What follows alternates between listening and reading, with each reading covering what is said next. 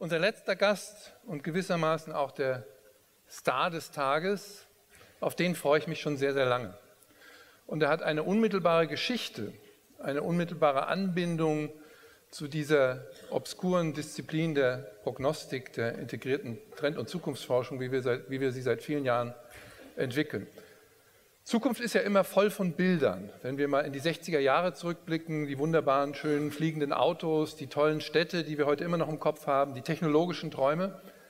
Aber wir wissen auch, dass in der damaligen Zeit viele Prognostiker geirrt haben und dass sie über relativ wenige Instrumente verfügten, Wirklichkeit wirklich zu analysieren. Und seit ungefähr 8 Jahren beschäftigen wir uns mit der Frage von Big Data und von Infografiken. Wir sind heute in der Lage, eben mit massiven Datengenerierungen Prozesse und Modelle zu überprüfen, die unsere Vorfahren in der Prognostik überhaupt nicht überprüfen konnten. Und dabei hat uns ein Mensch oder eine Familie wunderbar geholfen, die immer noch unserer Meinung nach viel zu unbekannt ist, nämlich die Familie Rosling aus Stockholm. Und es ist uns jetzt gelungen, Ola Rosling einzuladen, der uns ein bisschen davon erzählen wird, wie man die Welt mit Statistiken, das klingt erst einmal furchtbar, in die Zukunft hinein erschließt. Ola?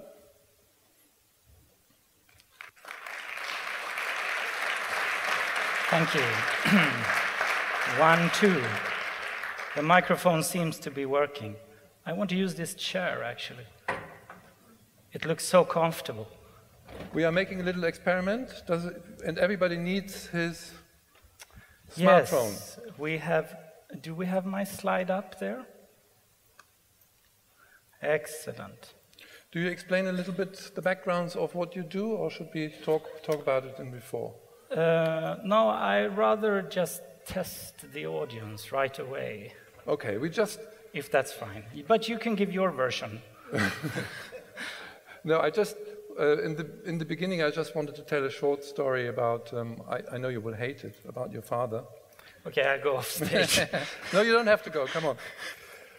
I met him in the Oxford Library some years ago. The Oxford Library is a very old Gothic building in Oxford. And he was wandering through a park, and he had a knife in his hand. And he was a mathematician, a statistic guy. And I said, "What are you doing, Hans Rosling?" And he said, "I need my pointer." And he cut a branch, and he used the branch as a pointer on his PowerPoint slides. Yeah, he is a genius. Yeah, only geniuses can do things like that. And since that time, the Gapminder system, which is basically the biggest statistical system about the development of the world, is growing and growing in a deep, deep evolutionary system. And we want now to test it and to test with it our knowledge about the world and how it changes. Thank you. That was a good introduction. Oh, I see 2 respondents already. So I have set up this little online poll, and all of you should have received an email, at least those whose email is available to the organizers. In the email, there's a little link, and I want you to click it. It's going to bring you to a site called Slido.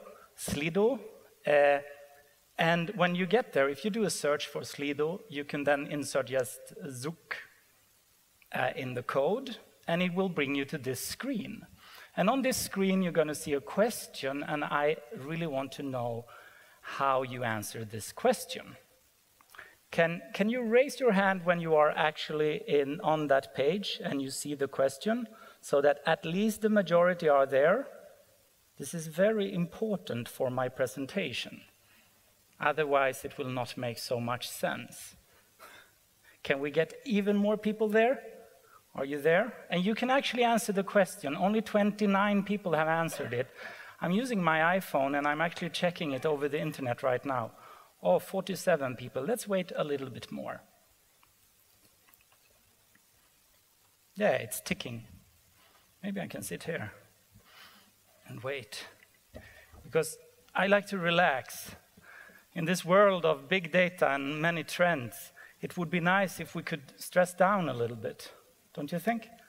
And not be so nervous about what is true and what is not true. It's so nervous to be wrong about the major facts in the world.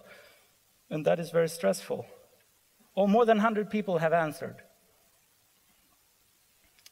Oh, please keep answering. A little bit more. Let's say 180 people at least. Anyone having a problem who wants help? This is a kind of a relaxing moment. I'm the last speaker. I'm going to try to speed up in a while, but let's start by being calm. Okay, we have 175. It's still ticking. So the question, how did deaths per year from natural disasters change in the last century? That was the question, and I now have 180 answers. Let's then do this. We activate the next question. Okay, no more answers on the first one. Are you ready? Last, I count down from 10. 10, 9, 8, 7, 6, 5, 4, 3, 2, 1. Ah, there we go. Next question is now activated. Can you see the next question? It's a question about female education. In the world, on average, women aged 30 spend how many years in school? And there's a little hint saying that men of the same age spent 8 years in school. Oh, you're still already voting. So answer A is, did women spend 7 years on average in school? The women who are 30 years today. Okay? Please answer faster, because now I'm going to start speeding up this presentation. Okay? Are you ready? 210, even more responded. Oh, this is great. It's still ticking. Great. Okay. Now I turn the voting off. 10, 9, 8, 7. Okay. Is it too fast? You have to think. Okay, sorry. I thought you were going to use your guts and your preconceived ideas about the world.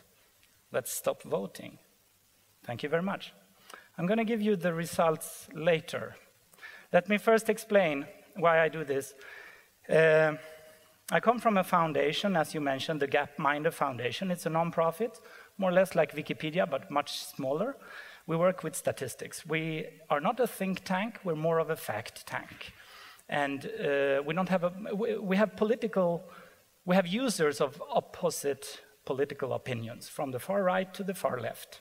So we are proud of being neutral in that sense, that we make statistics useful to many people.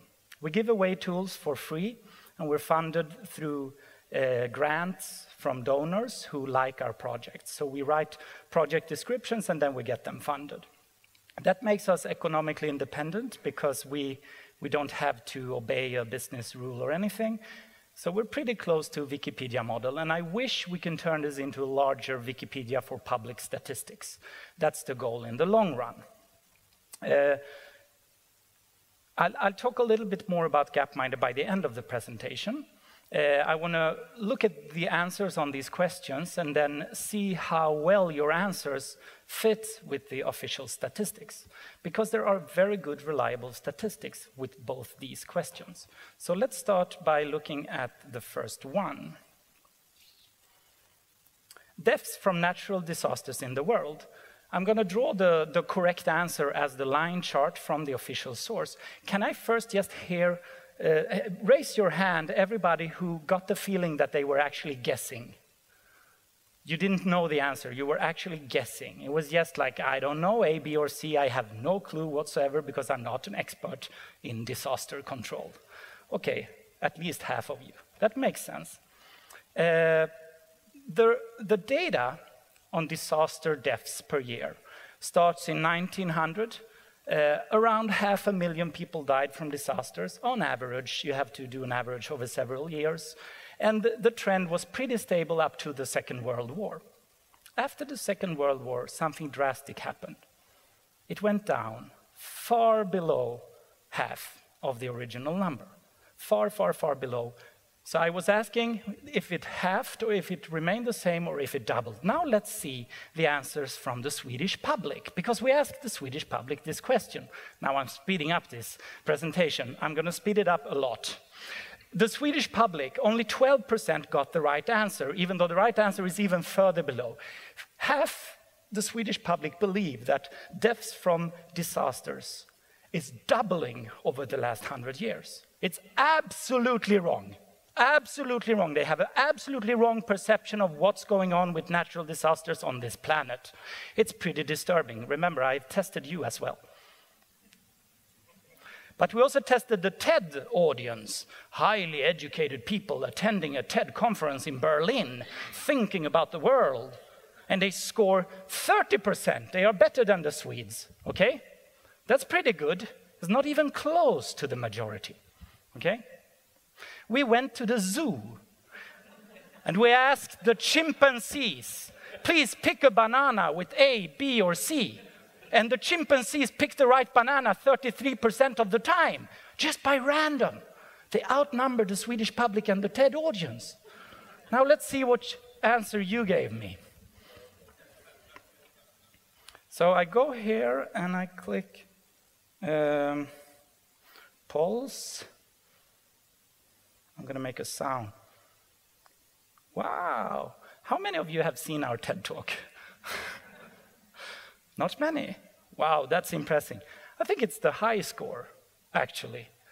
40% of you, I'm going to do a live, very low-tech solution here. I'm going to go in and edit this thing. 40% of you got it right.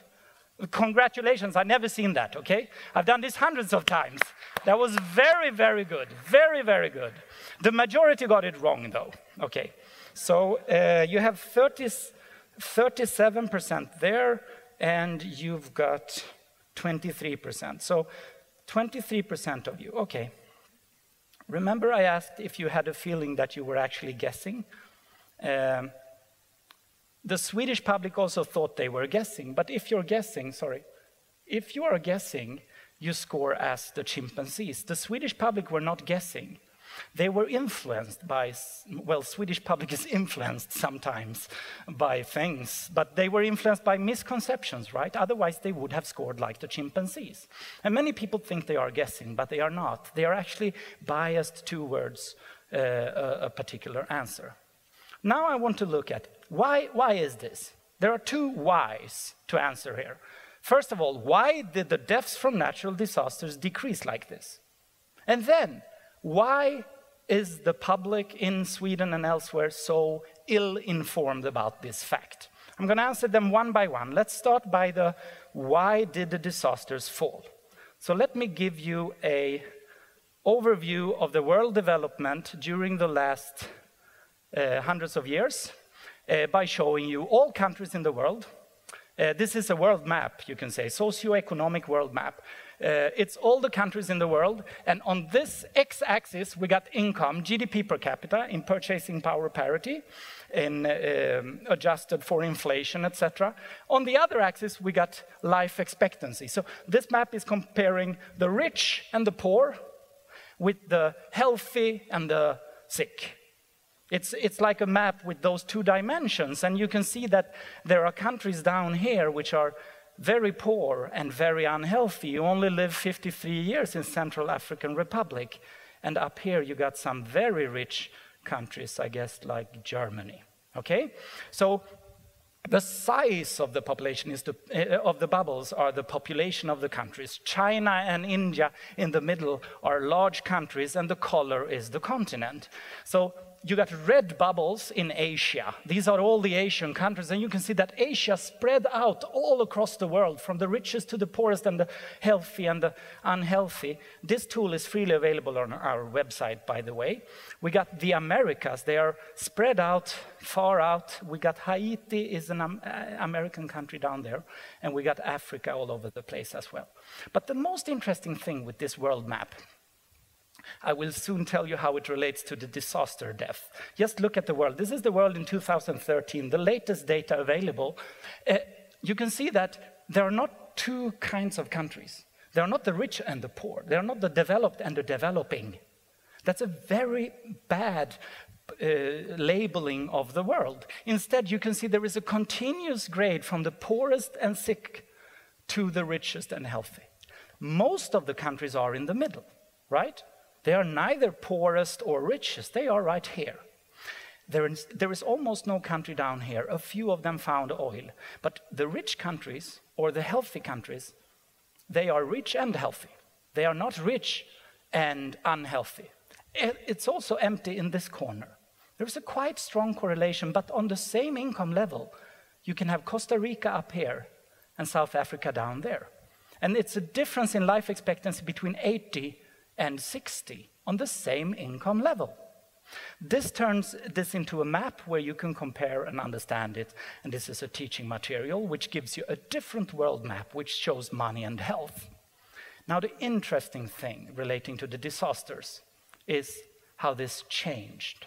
So now I want to go back in time. We have gathered the best time series from all across different sources, and we go back in history 200 years back in time. Look, they disappear.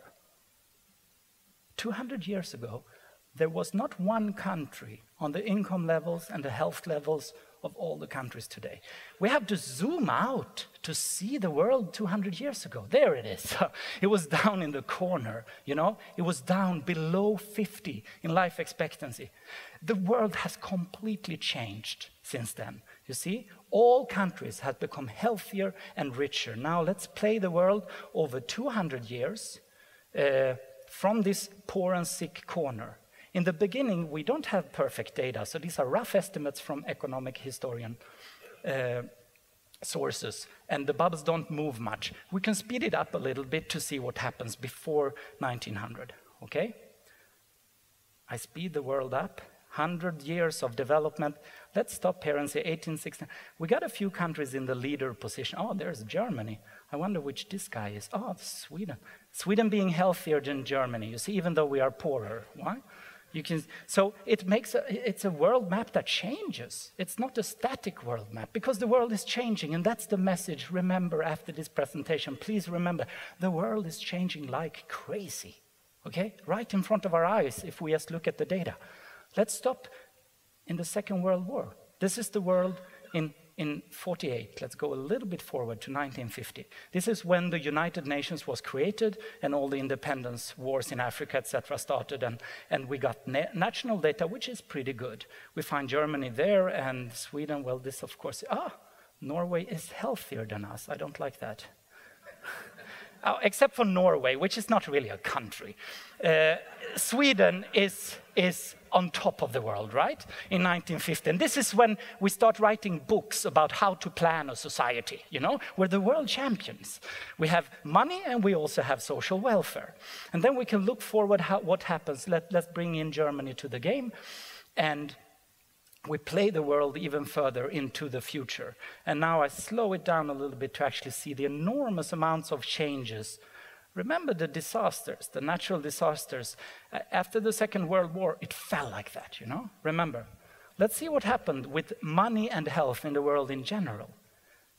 Over the years, you see China and India being super poor in the 60s. They're going back and forth. Communism in China. Mao Zedong tries to go right up there in that corner. You can't live there, right? So he needs some money. He dies, and Deng Xiaoping takes over. You see, he can now start racing to the right, catching up with the rich world. Germany and Sweden is kind of the same place, up in the right corner, with many rich countries.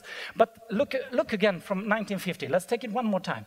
How the world completely changed. Look at the majority of countries being down there, who are the emerging economies, just moving up slowly, year by year, into the middle of the income spectrum and the health spectrum. And look how this corner, where we all started down here, is completely empty. Give a big applause to the world. We have really created a much better world. We can just celebrate, you know? We're on the right track. The world is getting better. People are getting richer. They are getting healthier. Even the poorest African countries are far above in life expectancy than all the countries in 1800. We have a perfectly different world today. And this is, of course, why the deaths in natural disasters fell. If we take a look at the countries where we had recent natural disasters, oh, sorry, that didn't work for me. Then I show you how to use the tool. You can pick Nepal here. We had this earthquake in Nepal, right? Nepal is down there. Let me zoom in again. A little bit like this. and see the world. And then Haiti, you remember the earthquake in Haiti, right?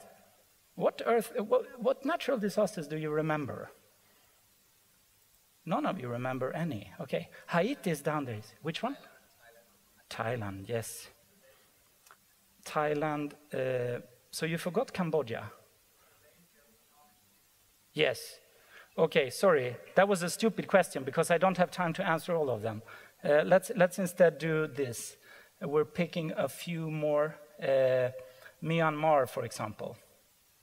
Actually, I went looking for a few.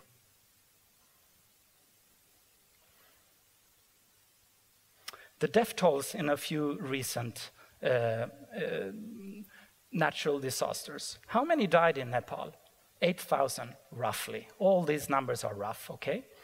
So the most recent large one was Haiti in 2010. It was huge. How many died in Haiti compared to Nepal? 230,000. That's the difference, okay? That was a catastrophe, enormous catastrophe. In Myanmar in 2008, none of you mentioned it. 140,000 died in those floods after the enormous storm that came in. It was one of the worst in hundreds of years. In China in 1931, 2 million people died from floods, roughly. Wikipedia says between 1 and 4, and there are tons of sources. It's very hard to know. These kind of floods, these kind of disasters don't happen anymore. When that struck China, remember where was China then? Let's look at China, and we go back to 1931. You see? It's down there. If you are hit with the floods, when you are down in this corner, you're not ready to survive. Your population are going to die. Millions of them are going to die. That's exactly what happened.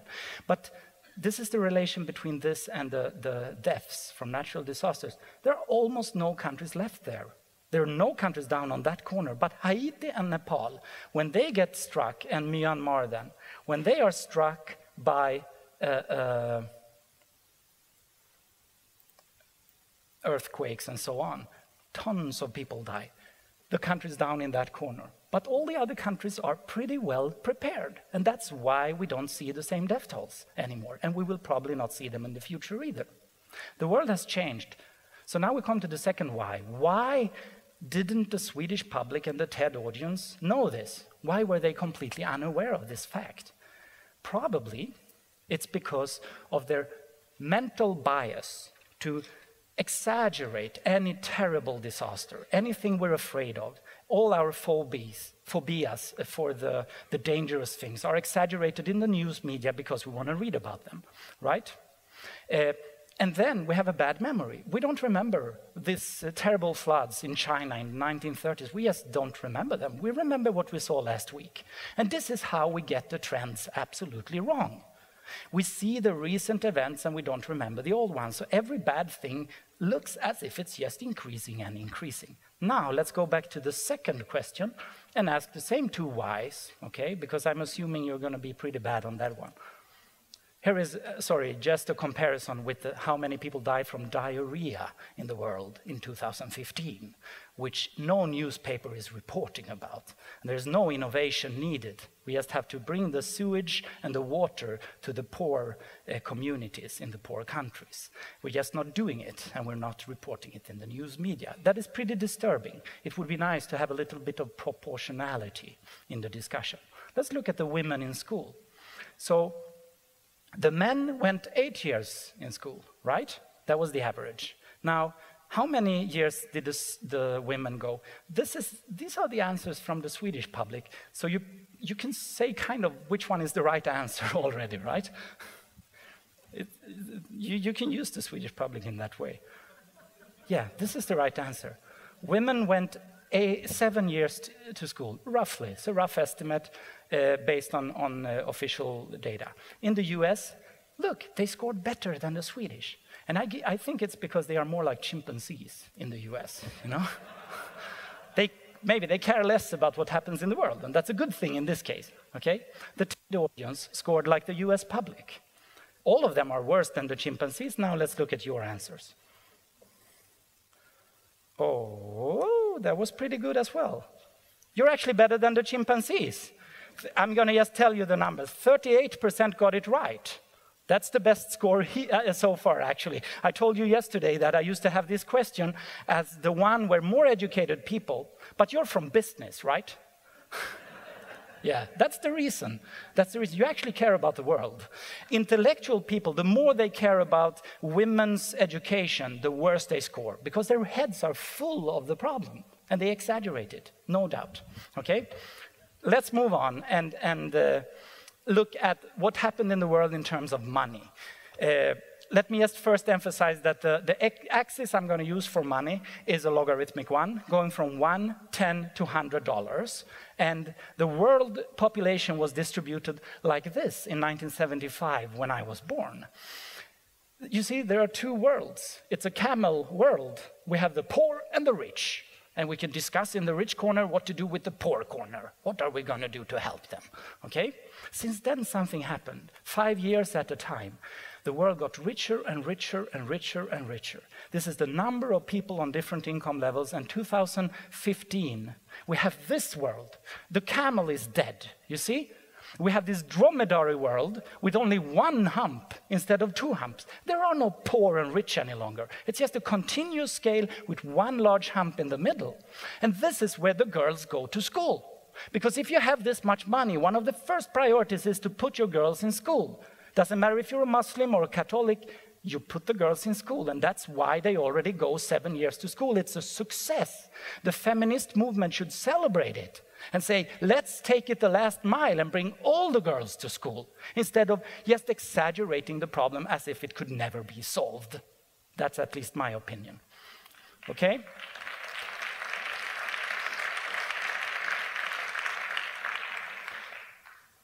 Do I have a timer? I can't see the timer. I'm going to try to speed up, and you can start moving if you feel uncomfortable, okay? This is the income scale I'm using. It's dollars per month, roughly. I just have to show you an interesting comparison. This is Germany in the global, you're so used to looking at averages, GDP per capita as an average, as a rate. But Germany spreads out along quite a large distance of this thing we call the dollar street, basically, where all the people live. If you put the 7 billion people in the world like this, this is more or less where they are. Look now, you can start remembering the statistics, and this is what Gapminder works with. We develop very, very simple but still accurate pictures of the world, which you can remember. I'm going to show you a few of those. We in this room, and most people in Germany, belong to the richest billion in the world, okay? All our experiences come from this part of the street. Now, the challenge is to understand what happens in the rest of the world, and my wife, who is a user experience designer and the actual brain behind Gapminder, she came up with this brilliant idea of Dollar Street. Everybody in the world live on Dollar Street. Let's see how they live. I'm just going to show you a sneak peek of the project where we're going beyond statistics, saying let's use photos as data. We're gathering documentary photos from all across the world. It's launching later this year. We send photographers to the homes, and they gather 130 categories of items across all cultures and income levels and make them comparable. We also fill out a little form to know more about the family. So this, for example, is a family in Latvia, and we have their sofa, and we end up being able to compare. And this is interesting because another reason why we're wrong about the world is we got so many stereotypes in our heads about how the rest of the world works. And they are just like Germany. They are spread out on all the income levels. So a family in Kenya will have a pretty similar fruit basket, like in Latvia. The calm in Vietnam and Latvia happen to be identical, okay? And the wardrobe in China and Latvia, they are identical. It's surprising how long globalization has come. This is how they store the shoes in this family in China and in Latvia. What is culture, really? This is a rich consumer culture, and it looks identical across the world. It's really fascinating. Why is it surprising? Because we thought it should be a bit different. No, it's not. It's the same. As soon as you have the money, you start buying these iPhones. They are so nice, okay? What about the other 6 billion? Let's look at the poorest. This is a family in Burkina Faso. They live in this hut, and they sleep 8 people on this mat on the floor, okay? But actually, 60% of the world's poor live outside Africa, according to the World Bank, or more 50% or something like that. This is in India. We have a similar mat on the floor. They look identical. Poverty also looks identical. Look at these images. Papua New Guinea, it's an island in Asia, right? And Burundi, exactly the same ceiling, can you see? And the salt in Papua New Guinea and Burundi, they are identical how they store the salt. If you have a plastic bag, you're going to use it, right? People are not so hard to understand, actually. In Liberia, you put the clothes like this, and in India, you do as well. And you prepare your food like this, and you eat it in this manner. And this is your toilet if you have only $1 per day. It looks like this in Nepal and like this in Nigeria. Life is very, very similar. So let's look at the 5 billion in the middle. How do they live? Here's a family in Bolivia. Here's one in Indonesia, Tunisia, urban Kenya. They belong to this middle-income group. What do they have in common? Can you see these images? There's one thing that is exactly the same on these images. 2 children. Okay? Those 5 billions in the middle, they already have 2 children because they have modernized like crazy. They got education and contraceptives. They are Muslims, they are Catholics, and they have tons of contraceptives. There is nothing stopping them in their religion. We have misbeliefs about the world with our stereotypes.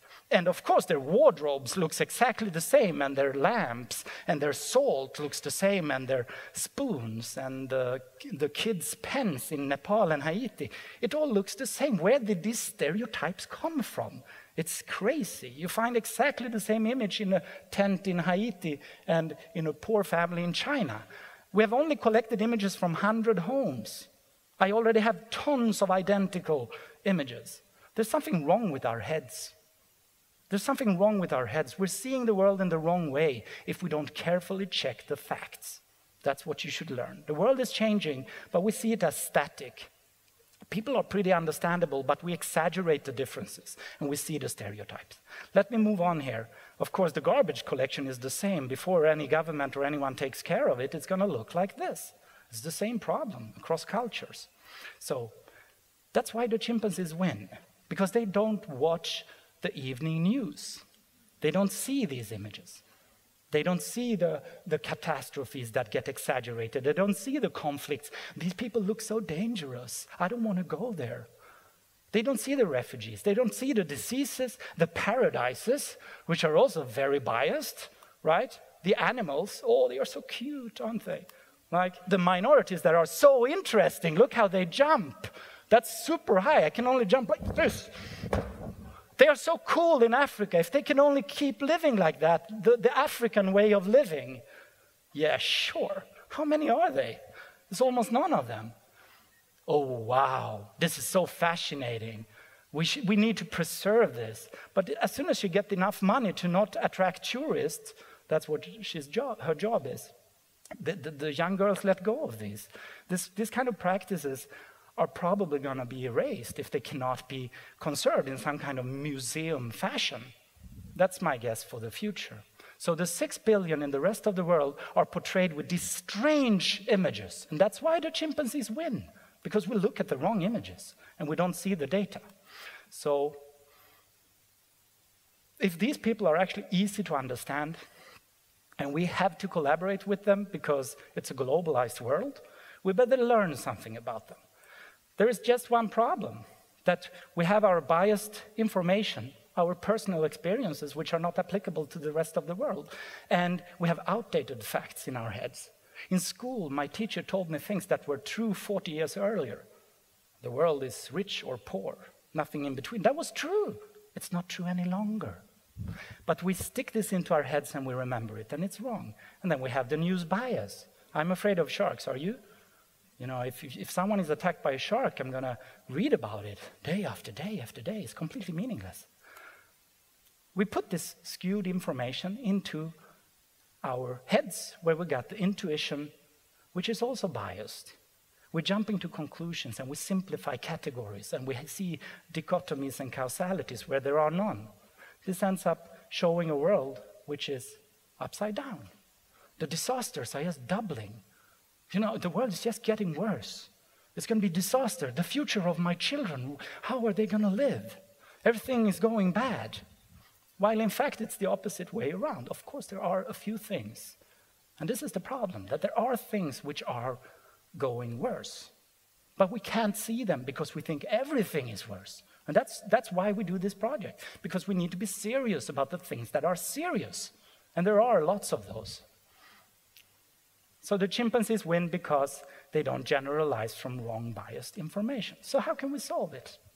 In a relaxed way. This is very stressful, I think. There's so much information. Do I have to fit that into my little brain?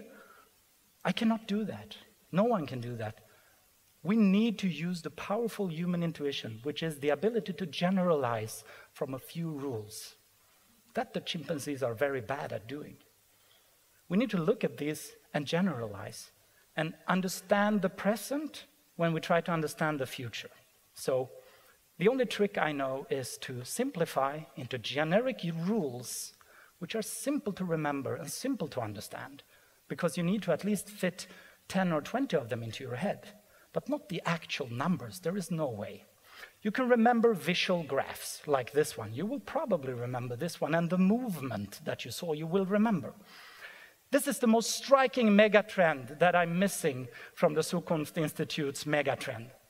The number of babies per woman in the world.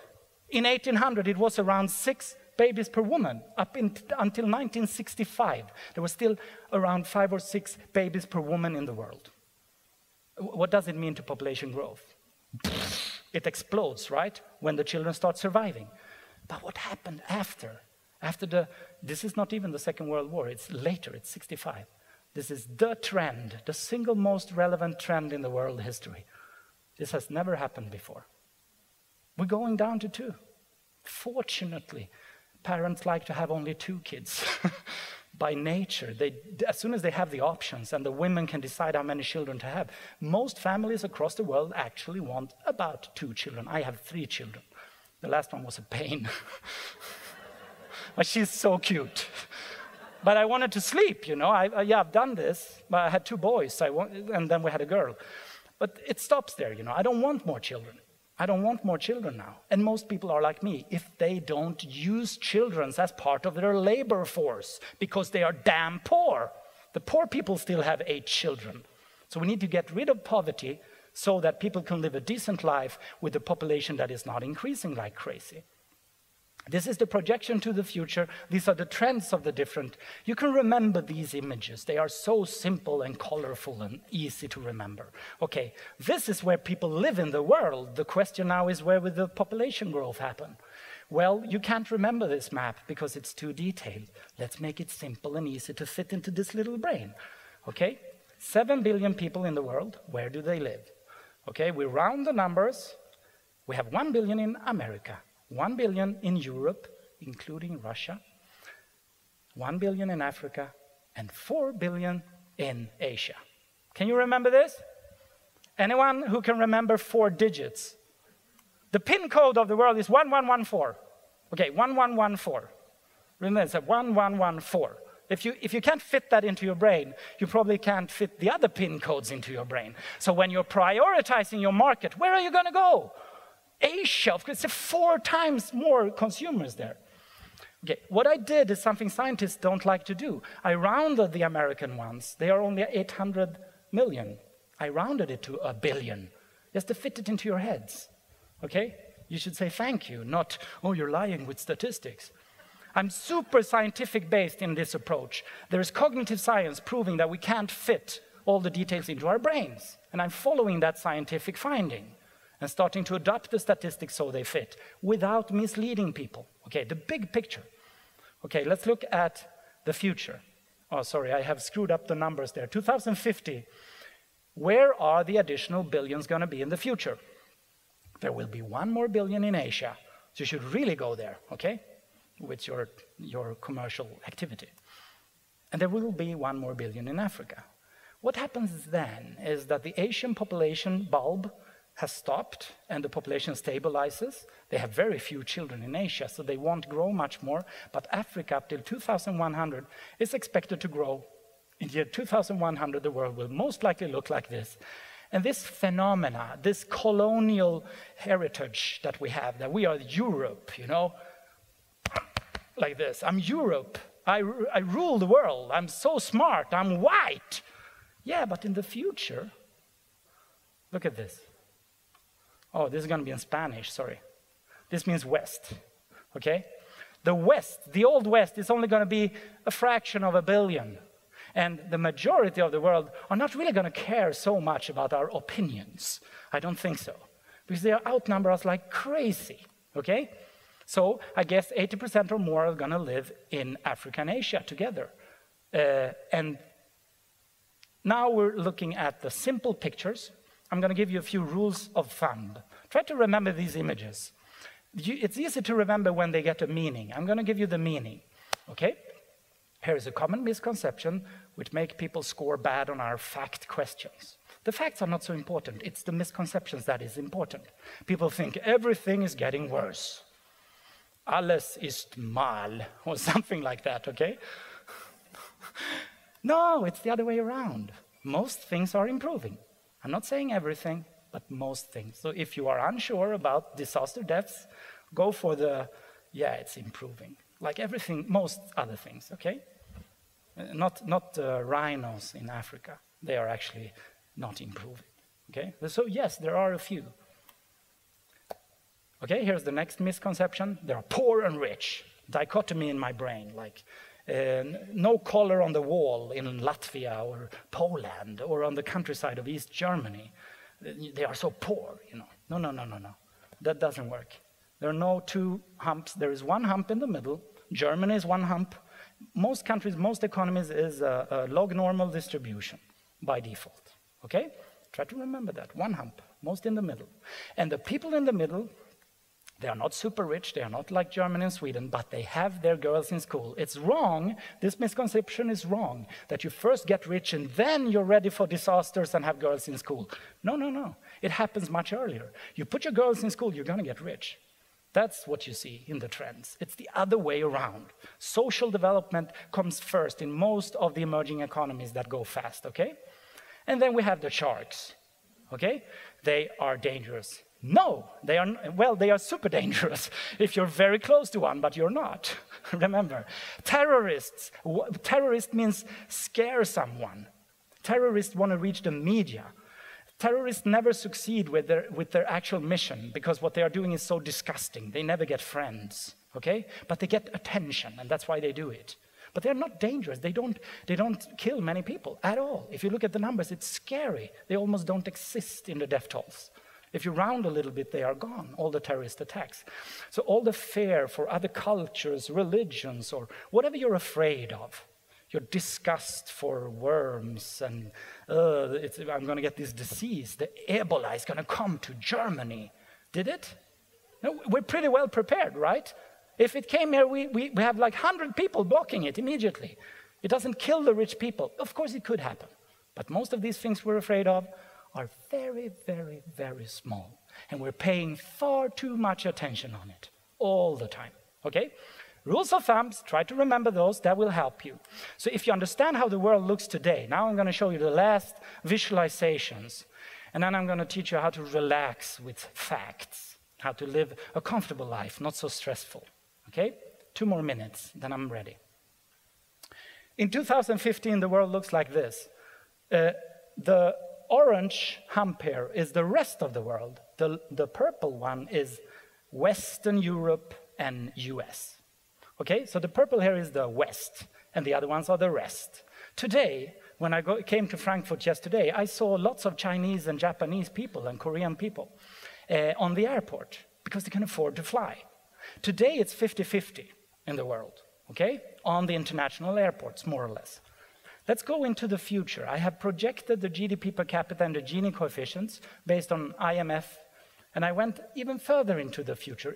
If the current growth just continues, remember, even if China on average is down here, they're going to have millions of people up on this income level because the distribution is huge, which means that in 2030 already, there are almost 70% of the world population, the rich consumers, 70% more or less, are going to come from outside US and EU.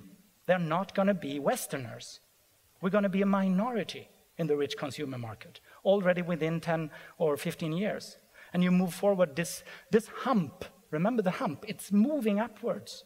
The averages of these countries are still there because they have a poor population as well. But don't get confused by the average. This is the future trend, and this is where the market is. This is where the economy is going.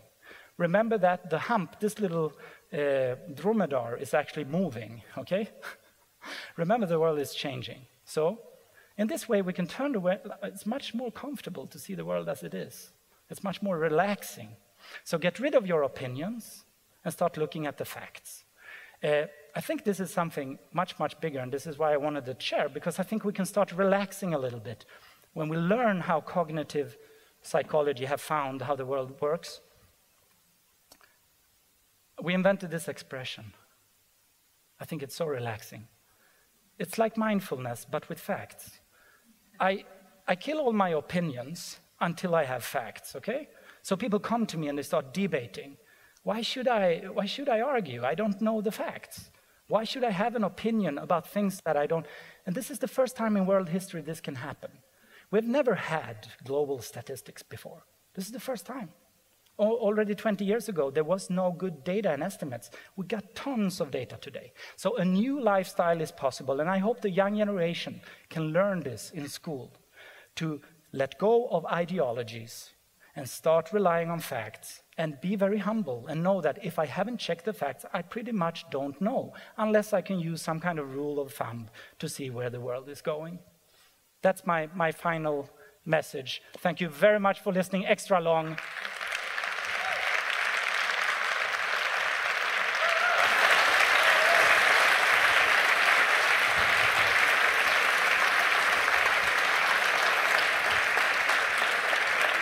Ola, thank you very much.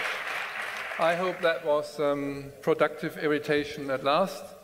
And everybody of you, goddamn, download the Gapminder system onto your computers, and you always can play the whole world from the past into the present and maybe into the future. And so we are closing the whole thing down with a new expression, factfulness. You will steal it. Yeah, please steal it. Yeah, and put it on our map. So some people are still remaining, not having to go to their airplanes. It's late. Es ist spät. Wir sind spät. Deswegen hören wir jetzt auf. But it doesn't become dark like in Sweden. When does it become dark in Sweden now? It's summer. It's darker here than in Sweden. Yeah. You need to get the facts right.